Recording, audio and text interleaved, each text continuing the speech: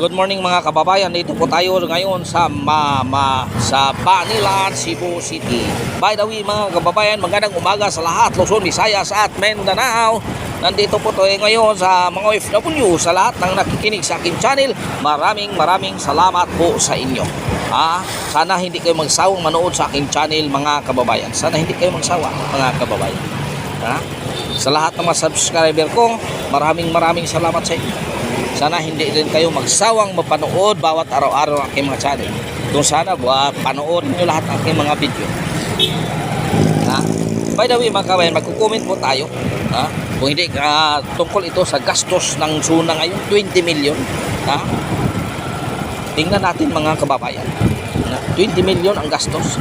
So by the way mga kabayan, hindi ka pa-subscribe sa akin channel, pa-subscribe naman, pa-like and share ang aking video para naman mas maraming makapanood ito, as maraming makakalam kung ilan ang gastos ng ating SUNA ngayon mga kababayan.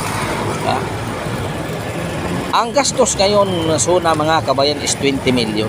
Pinaghahandaan talaga ito ng ating Pangulo. Pero paano naman? Kahit anong paghanda-handa ninyo, kahit ilang milyon ihanda ninyo, tingnan mo ang inyong mga kababayan. Hindi ka naawa, hindi ka nahiya. 20 milyon agastusin mo, tapos ang taong bayan na pira ng taong binibayad dyan, tapos ang mga kababayan ikaos sa pagkain, lalong tumataas ang presyo ng ating mga bilihin.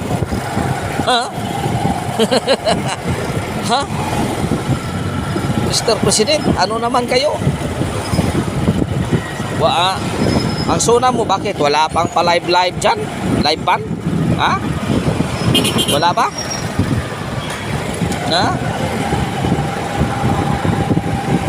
20 million? Kakainin niya sa loob. Paano naman ang taong bayan? Ganyan na ba kayo lang? Tingnan mo si dating Pangulo. Lumpia lang ang kinakain. Hindi pa ba sapat ang walang resibo na ibibigay? Pagkain ba lahat ng ginagastos sa 20 million? Nako. Mga kababayan, ito ang ating Pangulo ngayon. Ito ang ating Pangulo ngayon. Pangarap nyo, pangarap ko din. Paano yan? Pangarap natin hanggang pangarap na lang. Mas mabuti ang pangarap ng Pangulo. Pangarap na maging Pangulo na tupad.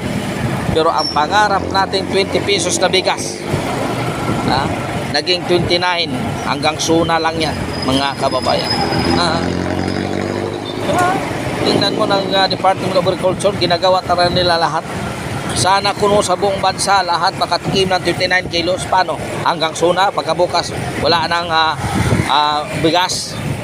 Hanggang SUNA lang niya, propaganda. Diyan kayo magaling, di ba? Diyan talaga kayo magaling sa propaganda ninyo. Napakagaling ng ating Pangulo. Napakagaling ng ating Pangulo ngayon. Propaganda lang. 29 kilos.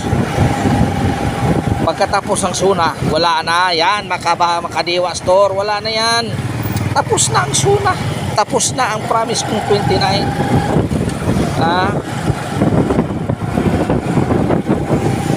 Ano na ba na nangyari sa ating bansa, mga kababayan?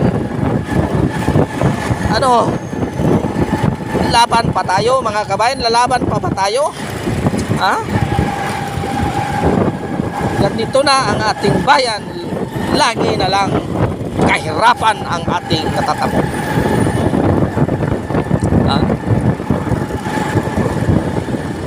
Bawat politiko kanya-kanyang diskarte para lang magkapira. Ito yan mga kababayan, di ba? Totoo talaga yan. Bakit? May nagsinungaling ba dito? May nagsinungaling ba dito? Tingnan mo. Tingnan mo ang kumilik. 49 accounts, iba-ibang accounts. Pero ngayon ang kumilik Sa una napakaingay ni Chairman Garcia ngayon. Kung ano siya kaingay noon, ganon din ngayon ang opposite. Ganon din ang opposite ngayon. Wala nang ingay ang pumili. 49 accounts worth of 1 billion pesos. Pumili, bakit hindi kayo nag-ingay dyan? Uy, gising! So maraming salamat mga kababayan. Nandito po na tayo sa Talamban. God is good all the time. God is good. Pinsinyor kaninyong tanan mga kababayan. Hanggang dito na lang mga kababayan. Maraming salamat sa lahat ng iyong suporta.